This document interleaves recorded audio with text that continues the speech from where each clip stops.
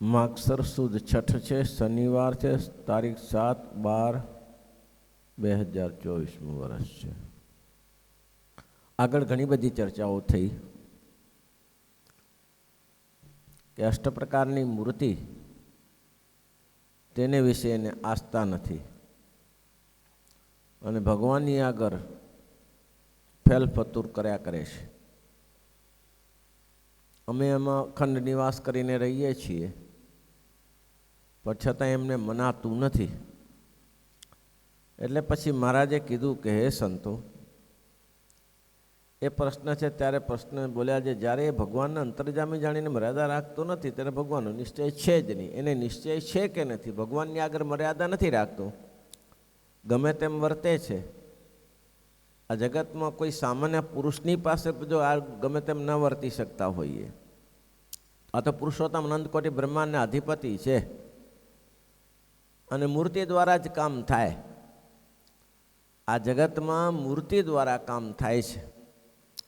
મૂર્તિની દ્રઢ ઉપાસના કરીને જીવ મોટી પદવીને પામે છે. માટે એની મર્યાદા નથી તો એને નિશ્ચય છે કે નથી?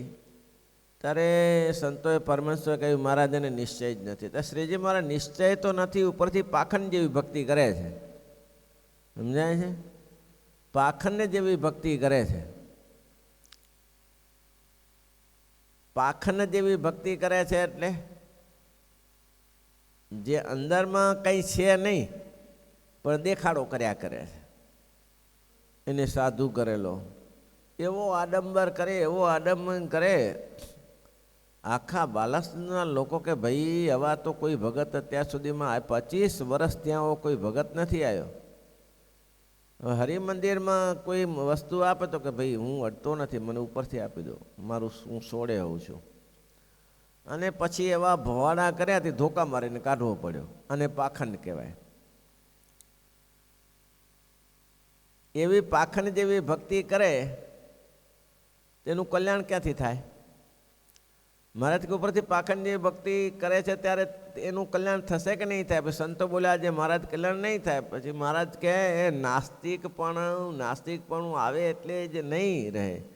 એ તો જેનું ભજન સ્મરણ કરે છે એને વિશે પણ નાસ્તિક ભાવ આવશે. કોનું ભજન સ્મરણ કરે છે એવા જે પ્રત્યક્ષ ભગવાન કોણ બિરાજે છે? ભગવાન સ્વામિનારાયણ બિરાજે છે. એને વિશે પણ એને નાસ્તિકપણું આવશે. જેના માટે સાધુ થયો, ઘર છોડીને નીકળ્યો અને જે બધું બલિદાન કર્યું એના માટે, એક વસ્તુ સમજી રાખવાની, આ સાધુ સમાજ છે એને તકલીફ ક્યાં છે? તો કે ઘરેથી એની મિલકત નથી હોતી. ઘણાની બહુ મોટી મિલકત હોય છે, ઘણાની મિલકતમાં ખામી નહીં હોતી, ઢગલાબંધ મિલકત હોય છે. લાખો અને કરોડો રૂપિયા છોડીને ઘરથી નીકળીને સાધુ થઈ જાય છે અને અહીં આવીને લગાણું લગાડે છે. પછી જમીનો રાખે ને પછી દલાલી કરે ને પછી કંઈ કરે. તો પેલા ઘરે હતું તો શું ખોટું હતું? ત્યારે ઘરે પડ્યું તો શું ખોટું હતું? અહીં આવીને પાછી જમાવટ કરે. જૂનાગઢમાં એક સંત દલાલીનો ધંધો કરે, જમીનો પાછી દલાલ લે ને વેચે. એનો ભાઈ આવેલો એટલે આમ ચાલતું હોય ને બધું અંદર. એટલે કે સ્વામી ક્યાં ગયા હતા? તો કંઈક જમીનનો સોદો હતો. તે તમારે શું કરવાનું જમીનને? જમીન તો હવે આ જોઈએ ને કે આપણે કંઈક મિલકત તો હોવી જોઈએ ને.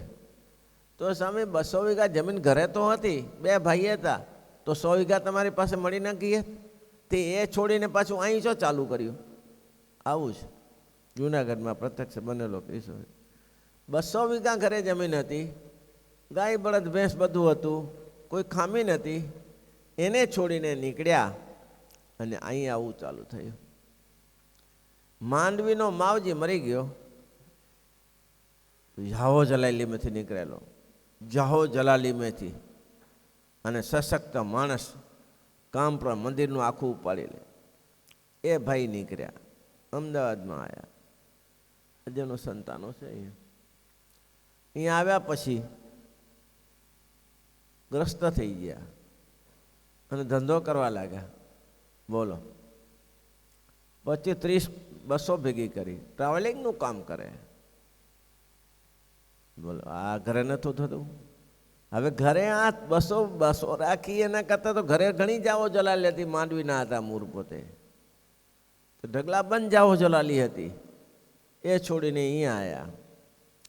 આ રામસ્વામી મરી ગયા. એને તે ભગવાનની ખૂબ દયા હતી, પત્ની હતી, છોકરા નહોતા. એ ઘર છોડીને નીકળ્યા અને અહીં આવીને જમીનોને માટે દોડાદોડી કરીને એમ જ અટકમાં મરી ગયા. આ જીવની આવી થાય છે. ત્યાંથી છોડી અને અહીં પાછું જોડવાનું થાય છે. એટલે માટે મહારાજ કહે છે કે આ જે છે એને ઘર છોડીને નીકળ્યો છે ત્યારે તો એટલે શ્રીજી મહારાજે આગળ વચનામૃતમાં આવશે કે ગ્રસ્તાશ્રમી તો એ ખરો કે લાકડાની ભારી વેચીને ખાતો હોય, લાકડાની ભારી વેચીને ખાતો હોય અને પછી એને ગામધણી બનાવી દેવામાં આવે. અરે એટલું જ નહીં, ગુજરાતનો સીએમ બનાવી દેવામાં આવે, વડાપ્રધાન બનાવી દેવામાં આવે, પણ મહારાજ કે આ ત્રિલોકીનું રાજ્ય ક્યાં ન મળે? પણ સાધુનો તો દાસાનું દાસ થઈને રહે, ભગવાન આગળ ને સંત આગળ તો દાસાનું દાસ થઈને રહે. એ ગ્રસ્ત ખરો, ત્યાગી હોય. અને શરૂઆતમાં આવે ત્યારે સંતોનો મહિમા હોય. કેવો મહિમા હોય? સંતોના ધોતિયા ધોઈ નાખે, ઉકવી નાખે, સાવણી કાઢી નાખે, કચરો સાફ, સંતો જે કે એ કરે. અને ધીમે ધીમે ધીમે ધીમે ધીમે જેમ બરફ ઓગળી જાય તેમ ઓગળી જાય બધું. પછી કરતું બંધ થઈ ગયું. હમ ભી સાધુ. હવે એની પાછળ સાધુ થયા એટલે 5-25 માણસો બેસનારાય મળી જાય પાછા. એટલે બેસનારા મળી જાય ત્યાં આપણે કાંઈક છીએ. એટલે મહારાજ કહે છે એવા જે નાસ્તિક પડીને, નાસ્તિક પણ આમ જ આવે. પછી કોઈને મનાય નહીં, કોઈ સાધુ સંતોને ન મનાય. ભગવાનની મૂર્તિને ઠીક છે. હવે અહીં હતા ને એક સાધુ, થોડા બહાર નીકળેલા, હરિભક્તો ભગવાનના દર્શન કરવા ગયા, વાસણા બાજુ દર્શન કરવા ગયા. તો હરિભક્તોને કહે અહીંયા ક્યાં જાઓ છો? અહીંયા બેસો ને. એટલે સ્વામી દર્શન. અરે અમે બેઠા જ છીએ ને. કે લ્યો અમે બેઠા છીએ, અમારા સિવાય જો લખ્યું નહીં, સંત જાણ જો મારી મૂર્તિ રે, એમાં ફેર નથી એ કરતી રે. તો આ શું છે ત્યારે? બોલો, હવે એમ ચા કરવાનું. અને મહારાજે ઘણી જગ્યાએ આ વચનામૃતમાં કહ્યું ને, જેમ ભગવાનની મૂર્તિની મર્યાદા રાખતો નથી તેમ સંતની પણ મર્યાદા રાખતો નથી. કેમ? તો કે સંતના હૃદયમાં પણ ભગવાન રહ્યા છે. કેટલું બધું કહ્યું છે ગુરુ શિષ્યના સંવાદમાં. શિષ્યોએ કેવી રીતે રહેવું, ગુરુઓએ કેવી રીતે રહેવું, ગુરુની ગાદી ઉપર શિષ્યોએ બેસવું નહીં, એના પગરખા પહેરવા નહીં. આ બધું ઘણું બધું લખ્યું છે. એ ગમે તે ગુરુ આવે ત્યારે ઊભા થઈ જવાનું. ગુરુ પછી ગમાર ના હોવો જોઈએ. પાછો ગુરુ વ્યવસ્થિત હોવો જોઈએ, એને ખબર પડી જોઈએ કે અહીંયા બેસાય કે ના બેસાય. અગસ્ત્ય મુનિનું દ્રષ્ટાંત શું છે? અગસ્ત્યને ત્યાં અગસ્ત્ય મુનિ હતા અને તેનો રાજા હતો. હવે રાજા ગુરુજી આવ્યા છે તો ગાવા દો. ત્યારે ગુરુજીને ઊભો ના થયો અને એમાં ગયું બધું. આ પાવાગઢ કેમ આવ્યું? પાવાગઢ ગયું કેમ? મુસ્લિમ બાદશાહ કેમ આવી ગયા? એના ગુરુ રાજસ્થાનથી આવતા હતા. નામ તો મને ભૂલાઈ ગયું છે, પાવાગઢના રાજાના. અને એને ગુરુજી આવે છે, સમાચાર મળ્યા એટલે તરત જ પોતાના માણસોને મૂક્યા કે જાઓ ગુરુજીને લેતા આવો. એટલે બધા માણસોને જોયા એટલે પૂછ્યું કે રાજા નથી આવ્યા? તો કે ના મહારાજ, એને બહુ યોગ્ય ન લાગ્યું કે આપણે સન્મુખ આવવાનું. એટલે હું આવ્યો. ઓહો, હું એટલે રાજસ્થાનથી આવ્યો અને એ એટલેથી બહાર ના આવ્યો, ગામને પાદર ના આવી શક્યો? ધિકાર છે એવા રાજાને. કે હા, એવા રાજાને ધિકાર છે. લ્યો, આટલું બોલી ગયા. પછી તો રાજાને સાપ આપી દીધો કે બધું ખેદાન મેદાન થઈ જશે, કે તું શું સમજે છે જાતે. પછી રાજા પગે લાગવા આવ્યો. આવીને પછી પગે લાગીને વિનંતી ના કરી. વિનંતી ના કરી. શું કીધું? ગુરુ મહારાજ, સાપ દેતા જ આવડે કે કઈ વિધિ જાણો છો? લ્યો, ગુરુ મહારાજ તમને સાપ દેતા જ આવડે કે વિધિ જાણો છો? અને જો વિધિ જાણતા હો ને તો મારા પિતૃને બોલાવી આપો. વિધિ જાણતા તો મારા પિતૃને બોલાવી આપો. અને ગુરુજી વિફર્યા. ગુરુજી કે લાય સફેદ હાથી લાય, વિધિ કરવા માટે સફેદ હાથી જોશે. સફેદ હાથી લાવ. હવે બેગડાને તે હતા, બેગડાને તે 200 હાથી હતા, એમાં એક સફેદ હાથી હતો. હવે એ પોતાના માણસોને મૂક્યા અને ત્યાંથી હાથી રવાના કર્યા. હવે એ કંઈ શું બેગડો શું છોડે? મુસ્લિમો તો કે છોડી દે એના બાપાનું. બેગડો એટલે 2 ગઢ, જુનાગઢ અને પાવાગઢ, 2 ગઢ કવર કરેલા પાછળથી, એટલે એનું નામ બેગડો નામ પડ્યું. 2 ગઢો એટલે 2 ગઢો. તો એનું શું થયું? આ પરિસ્થિતિ થાય. મહારાજે કેટલું સ્પષ્ટીકરણ કર્યું, ભાઈ વિચારીને ધંધો કરજો, ગમે તેમ ના કરતા. તો હાથીને શું કર્યું કે પહેલાં હાથી 200-250 હાથી બધા એકિયારે બારે કાઢ્યા, પોત માણસો હોય ને એની સાથે. હવે પછાડની વાર પાછળ પડી, તો વાર પાછળ પડે ને તો શું કરે? 5-10 હાથી પાછળ રવાના કરી દે, એટલે એની સારવાર કરવા રહે અને આની સારવાર કરવા જાય. એમ કરતાં કરતાં પાવાગઢ પહોંચી ગયા. બેગડાને ત્યાંથી પાવાગઢ પહોંચી ગયા. અમદાવાદથી રવાના થયેલા. અમદાવાદમાં બાદશાહી રાજ હતું. પહોંચી ગયા, પણ થયું શું? છેલ્લે પહોંચ્યા ત્યારે હાથી ગયા. છેલ્લે પહોંચ્યા ત્યારે હાથી બધા પેલો લઈ ગયો અને જુદ્ધ થયું. અને જુદ્ધ એવું થયું કે આ જેમ પેલા ગુરુજી બોલી ગયેલા કે તારું ખેદાન બદાન થઈ જાય, આખું યુદ્ધ ગયું. આખું યુદ્ધમાં આખું પાવાગઢ ગયું. બસ આ અપમાન, મોટા સંતોનું અપમાન એથી કોઈ મોટું નહીં. એટલા માટે વિવેક ચૂકવો નહીં. કોઈ મહાપુરુષ આવે અને કોઈ બહારથી સંતો આવે તો એ ઊભું થવું પડે. આપણે મહેમાન છે, એને સ્વાગત કરવાનું. આવો, એના આચરણ સમૂહ જોવું નહીં. કોઈ મહાપુરુષે આવી જાય, બધા એક સરખા જરૂર હોય.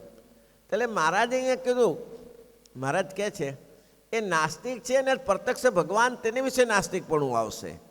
અને ભગવાનના ગોલોક, બ્રહ્મપુર ઇત્યાદિ ધામ છે ને, એવું કંઈ હોતું હશે. હવે આકાશમાં ઉપર ધામ મૂકી રાખ્યા હશે.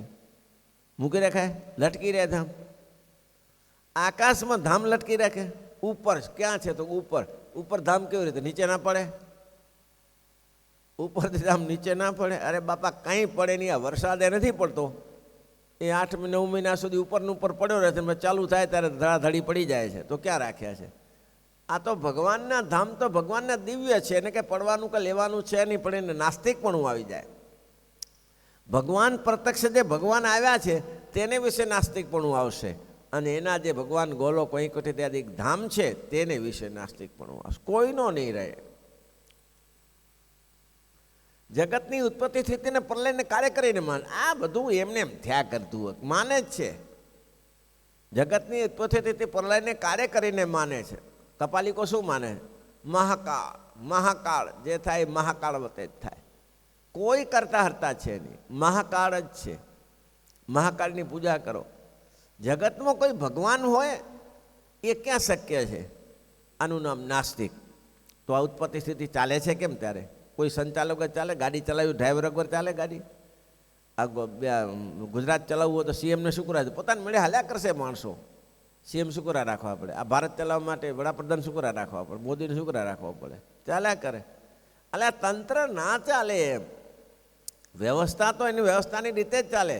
સંસ્થા હોય, એમાં સંસ્થામાં એક વડા હોય, પછી એના જે અનુજાઈઓ હોય એની કેટેગરી પ્રમાણે કામ કરતા હોય ત્યારે સંસ્થા ચાલે. બાકી અમથી સંસ્થા ના ચાલે. તેમ મહારાજ કે ને જે ઉત્પત્તિ સ્થિતિને પ્રલય તેને કાર્ય કરીને ને માયાએ કરીને માનશે. માયાવાદી છે. માયાવાદીનો સિદ્ધાંત છે એ ઓટોમેટિક થયા કરે. માયાવાદી એમ કે ઓટોમેટિક થયા કરે, એમાં કંઈ કોઈ કરવાની ક્યાં જરૂર છે? સવારે સાંજે જે દૂધ પડ્યું હોય એ પડ્યું દહીં જામી જાય છે. ના જામી જાય? જામી જાય. બરાબર, નાખો ના નાખો તો જામી જાય સવારે. તો એમાં ક્યાં એમાં ભગવાને હરખું કરવા આવ્યા? તો ના એ જામે તો શું કરે? એમાં ભગવાન શું કરે? ઘણી વાર ડોડો થઈ જાય દહીંને બદલે, તો શું કરે ત્યારે? એટલે ઈશ્વર સિવાય જગતના જીવને માયાને કર્મવાદી. પછી મુક્તાન સ્વયં પૂછ્યો છે એ નાસ્તિકપણાના હેતુ કોઈ પૂર્વનું કર્મ છે કે કોઈ કુસંગ છે? નાસ્તિકપણાના હેતુ પહેલે કોઈ એવું કર્મ થઈ ગયું છે કે કુસંગ છે? પછી જે મારા નાસ્તિકપણાના હેતુ તો નાસ્તિકના ગ્રંથ સાંભળવા. સંભળાય જ નહીં. નાસ્તિકોના ગ્રંથ સાંભળીને શું પ્રગતિ કરો? ભગવાન નથી, ભગવાન નથી, એમાં કશું વળે નહીં. ને કાલે કસ્યાજીનું દ્રષ્ટાંત આપ્યું હતું, ગયા. આ તો ઠીક છે, મહાપુરુષો વિચરતા હોય છે અને મુક્તાત્મા હતા એટલે લાગી ગયા, બાકી ના લાગે. આપણે વિનમાળમાં શિક્ષક હતા, બહુ સારા શિક્ષક, ચોસ્ત સ્વામિનારાયણનું જાય, ચોસ્ત સ્વામિનારાયણનું જાય. અને કોઈ બાવો ભટકાઈ ગયો, બોલો સોહમ સોહમ. આ હું હોહમ, આ હોહમ શું છે પાછું? તો આ જ સાચું ભાઈ, આ જ સાચું કે બીજું કાંઈ હોય જ નહીં કેવું કે મૂર્તિ પૂજા ને આ તેને પૂજાય કરે પાછો લ્યો સવારે પૂજાય કરે છે. પણ મારા જે સ્વામિનારાયણ કર્યું છે ને સોહમ સોહમ આવું થઈ ગયું. એટલે ભગવાને એટલા માટે કીધું કે 4 પ્રકારના કુસંગી થકી અમારી રક્ષા કરજો. મતમાં કયું કુડાપતિ શક્તિપતિ સુસુદાન તેને નાસ્તિક, આ 4 પ્રકારના કુસંગી થકી સંતનો સમાગમ આપજો, કુસંગના સંગથી દૂર રાખજો. મારા આટલું તો ખાસ ભગવાનને કહ્યું, મહારાજ સંત સમાગમ સિવાય મેળ નહીં બેસે, સંતોનો સમાગમ આપો. આવું નાસ્તિકના ગ્રંથે પ્રતીતિ હોય, સંગતે પણ નાસ્તિકના હેતુ છે. એવી વળી કામ ક્રોધ લોભ મત્સર ને અહંકાર ને ઈર્ષા એ પણ એ જેના હૃદયમાં આવી જાય બીજું સારું શું સારું દેખાય જ નહીં. આ ગ્રસ્તાશ્રમ નહીં જોતા કોઈ છોકરીને છોકરા જોડે પ્રેમ થઈ ગયો પછી નીચી જ્ઞાતિનો છે કે ઊંચી જ્ઞાતિનો છે, પોતે કરોડોપતિ છે અબજોપતિ છે એનું ધ્યાન નથી. બોલો આ ઈશ્વરભાઈ થયું, નામ ન લેવાય આપણે બપોર બતાવે નહીં. હવે આટલો મોટો માણસ એલો નગરપાલિકનો હેડ હતો, બોલો છોકરી આલી છે બે સામાન્ય, કોઈ ખાવાના ઠેકાણા નહીં. બોલો એને બાપને લગ્ન કરાવી દેવા પડ્યા. સાંજે કામે કરીને દેખાય છે ખોટું શું ને સારું શું, ગમે એટલું સમજાવે. હમણાં જ 2-3 દિવસ પહેલાં જ કોઈ કીધું કે તમે મારા બા બાપ છો, હું ક્યાં કઈ એવી જગ્યાએ પ્રૂફ છે એમ. લે કોઈ ચોરા જોડે પ્રેમ થયો તો પૂછ્યું કે તમે મારા મા બાપ છો, એવું પ્રૂફ છે તમારી જોડે? પ્રૂફ આપવાનું, દસ્તાવેજ આપવાનું. આ તારા મા બાપ છે એવો દસ્તાવેજ કોઈ કરી આપે? ક્યાંથી કરી આપે?